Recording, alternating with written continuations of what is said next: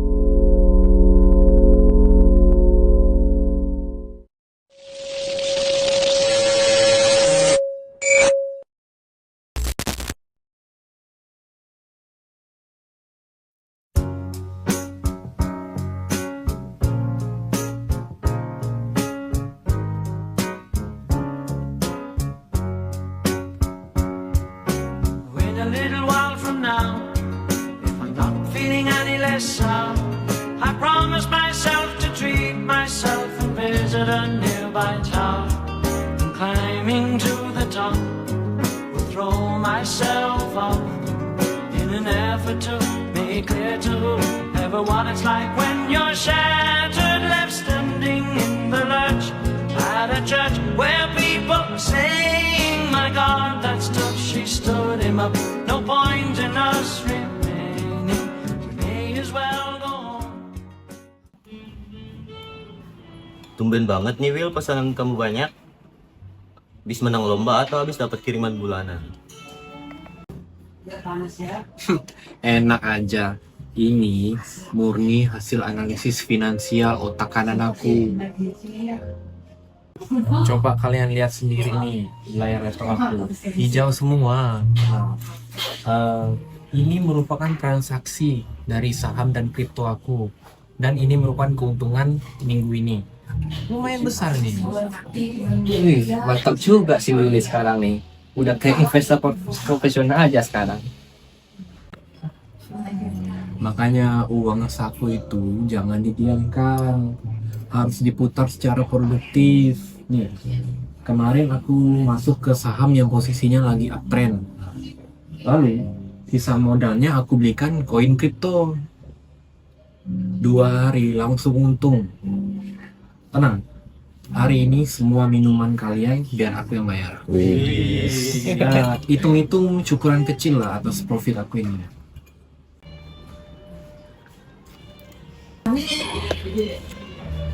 Syukuran sih boleh-boleh aja, Will. Tapi pertanyaanku, kamu udah menyisihkan sebagian keuntungan kamu tersebut untuk membayar pajak belum?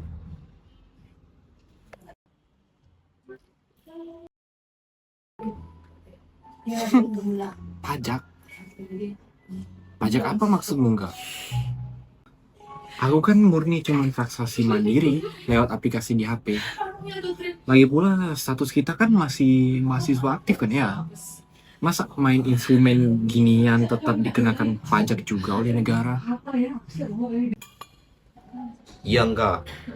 Kau jangan nakut-nakutin deh. Kan nggak lucu. Kita lagi nongkrong tiba-tiba dia datangin orang pajak. Aku belum siap berurusan dengan hukum. Tugas kuliah aja masih numpuk. Udah mau berurusan dengan hukum. Loh, secara prinsip hukum kan, setiap tambahan kemampuan ekonomis yang diterima wajib pajak itu merupakan objek dari pajak. Konsep investasi digital sekarang, batasan hukum dan regulasinya sudah sangat jelas, serta diperketat oleh pemerintah. Tunggu dulu. Aturan pajak investasi digital, ini kan materi tugas kelompok perpajakan kita yang belum dikerjain kemarin. Lah, iya juga ya. Tugas video analisis tentang perpajakan yang diinstruksikan dosen kita kemarin kan? Nah, daripada kita pusing mikirin idenya, mending kan kita buat obrolan ini menjadi sebuah video. Nanti si Willy yang jadi hostnya, nanti Angga yang jelaskan materinya gimana. Wah, ide bagus. Ayo, mumpung kita sudah berkumpul dan membawa perlengkapan lengkap. Boleh, konsep yang sangat menarik. Kalau begitu, tunggu bentar ya. Aku mau sesuaikan kunci posisi tripod biar kameranya pas.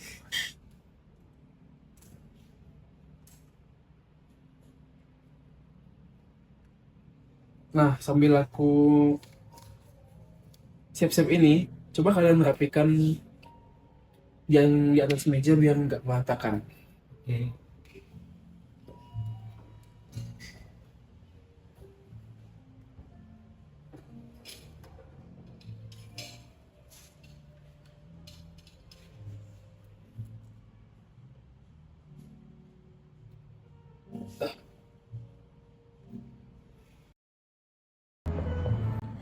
Oke, sebentar. Kamera kita sudah nyala dan sudah siap. Audio juga sudah siap. Oke, saya mau sinkron. Oke, sudah sinkron. Dan Willy siap-siap rolling ya. Oke, siap-siap mulai.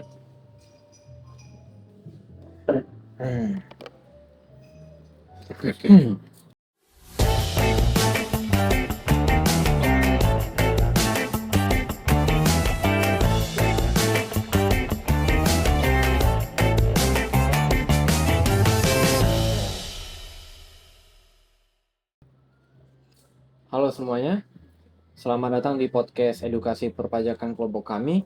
Saya Willy selaku host, dan hari ini kami akan membedah tuntas topik formal mengenai analisis perlakuan PPh final, PPN, dan PPh pasal 22 atas transaksi investasi digital bagi investor pemula.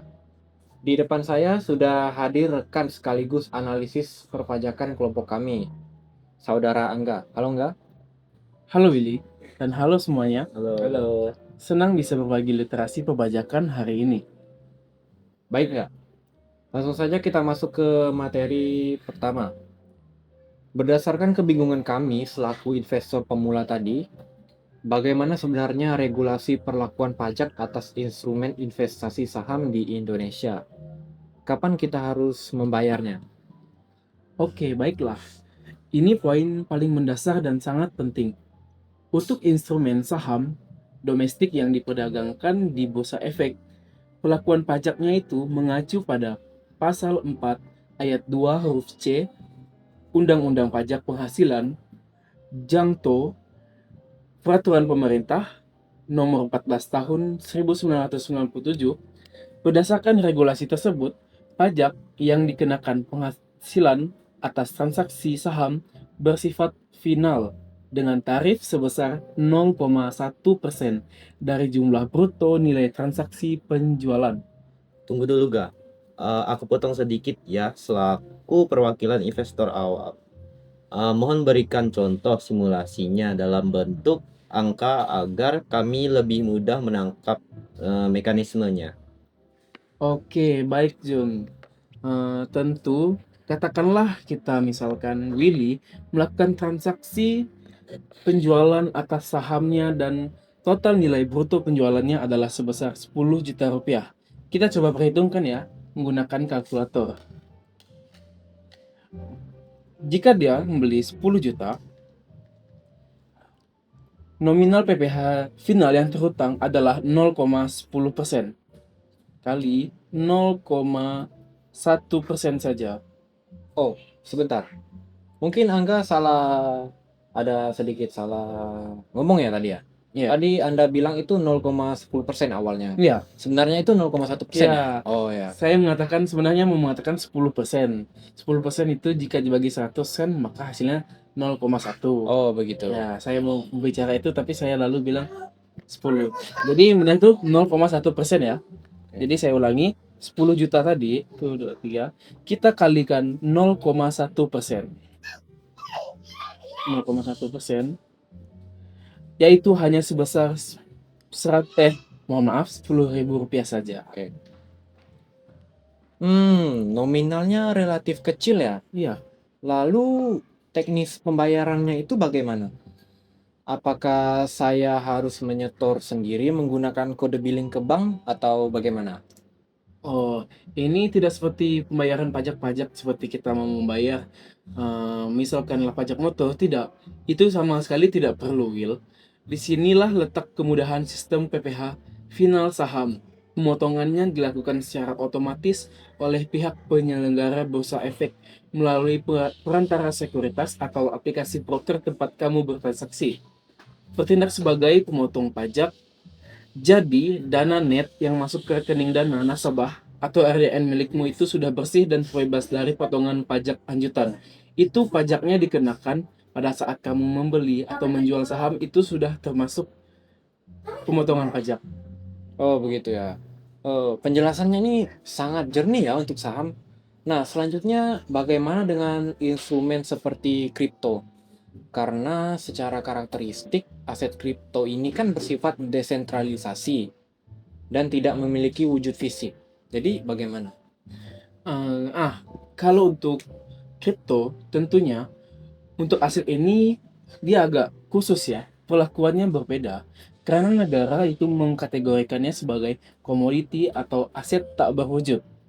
Aturan komprehensifnya secara hukum terutang dalam Peraturan Menteri Keuangan PMK nomor 68 garis miring PMK 03 garis miring 2022. Nah, berdasarkan PMK ini, transaksi perdagangan aset kripto dikenakan dua jenis kombinasi pajak sekaligus. Waduh, langsung kena dua jenis pajak sekaligus.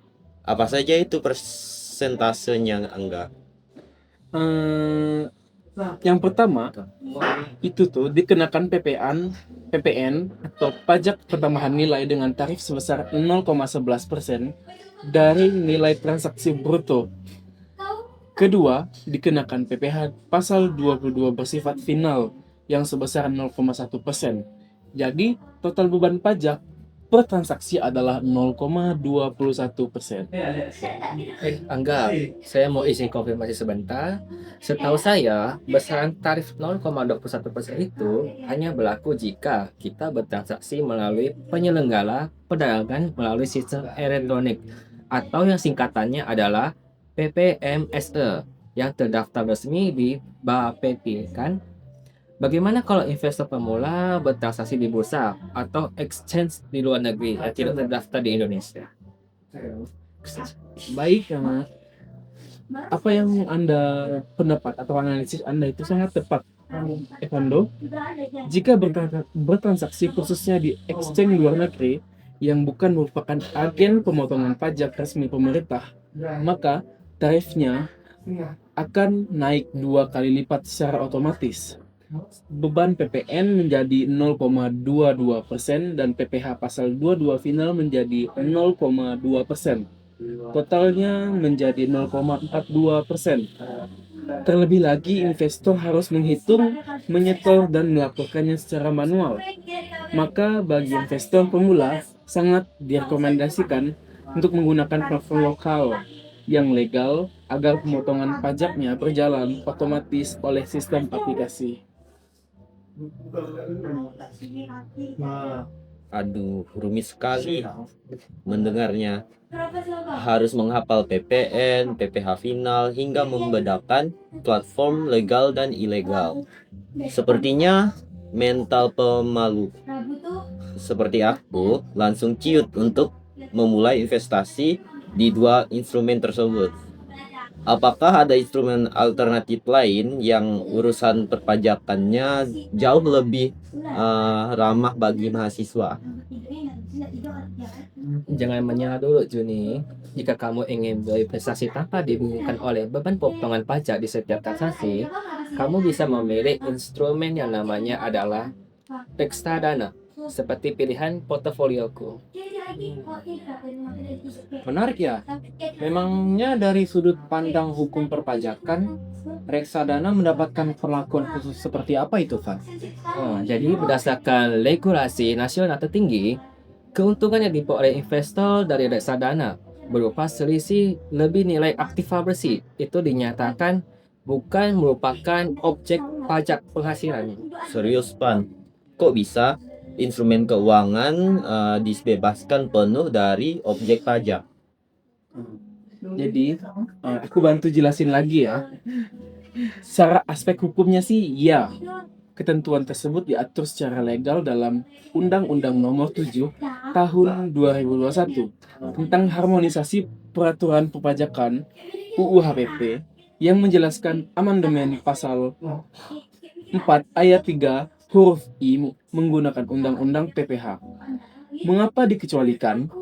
Karena reksadana adalah wadah penampungan modal yang dikelola oleh manajer investasi, di mana seluruh portofolio di dalamnya, itu termasuk obligasi atau deposito, sudah dikenakan pajak di hulu. Jadi, keuntungan yang didapatkan oleh investor perorangan itu sifatnya sudah bersih dan bukan objek pajak lagi. Wah, luar biasa sekali ya. Berarti jika kita berinvestasi di instrumen saham, kripto legal, dan reksadana, kewajiban perpajakan kita selaku warga negara sudah tuntas sepenuhnya. Pajak terutama memang sudah beres, Will. Namun, ada satu kewajiban formal kenegaraan yang tidak boleh dilupakan, yaitu kewajiban proposal administratif seperti dalam SPT tahunan, surat pemberitahuan. Lapor SPT tahunan. Maksudnya kita harus membayar pungutan tambahan lagi nggak? Tentu tidak sih, Jun, tapi berdasarkan UU, ketentuan hukum, dan tata cara pembajakan UU KUP, setiap wajib pajak itu wajib melaporkan seluruh profil harta kekayaannya di akhir tahun pajak pada kolom lampiran harta. Jadi, nilai kepemilikan saham, kripto, maupun reksadana itu dimasukkan ke kolom harta berdasarkan harga perolehannya sebagai bentuk transparansi aset, bukan untuk dikenakan pajak ganda. Nah, jadi, namun itu perlu digarisbawahi juga.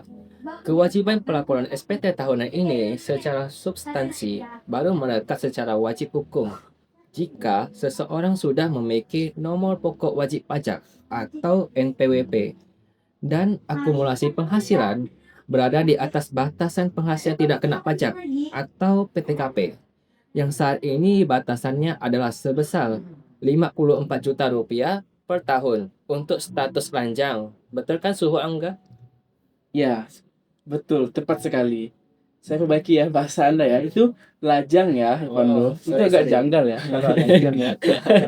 Nah, ya benar sekali sih, Van. Jadi untuk kasus Willy atau mahasiswa lain yang murni sumber modalnya dari uang saku orang tua, itu memang berada di bawah ambang PTKP dan belum memiliki NPWP. Maka, secara yuridis belum diwajibkan melakukan pelaporan SPT tahunan. Jadi posisimu saat ini aman 100%, Will. Jadi, ini merupakan edukasi hukum yang sangat luar biasa. Kesimpulannya, selaku generasi muda, kita tidak perlu takut atau ragu untuk memulai investasi digital hanya karena alasan takut urusan perpajakan. Kuncinya adalah pemahaman literasi perpajakan yang baik dan bijak, memilih platform yang legal secara regulasi. Betul ya, rekan? Betul. Ya, betul sekali. Investor yang cerdas bukan hanya pandai mengejar profit portofolio yang hijau, melainkan investor yang sadar dan patuh terhadap hukum perpajakan negaranya. Baik, sekian sesi podcast edukasi analisis perpajakan investasi digital dari kelompok kami. Semoga bermanfaat bagi kita semua, investor pemula Indonesia. Saya Willy beserta segenap tim pamit undur diri. Terima kasih.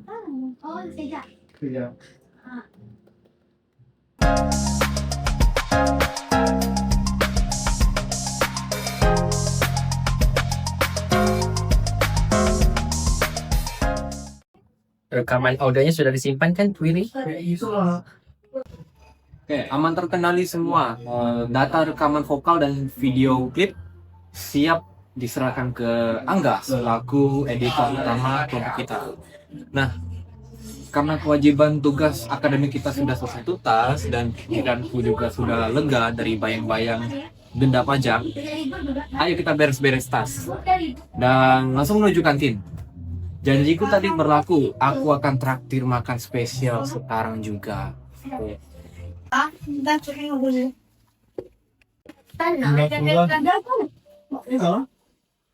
Nah, kalimat ini yang aku tunggu-tunggu. Mikirin pasal-pasal perpajakan buat produk jadi lapar. Ayo kita cepat ke kantin sebelum antriannya ramai. Ayo.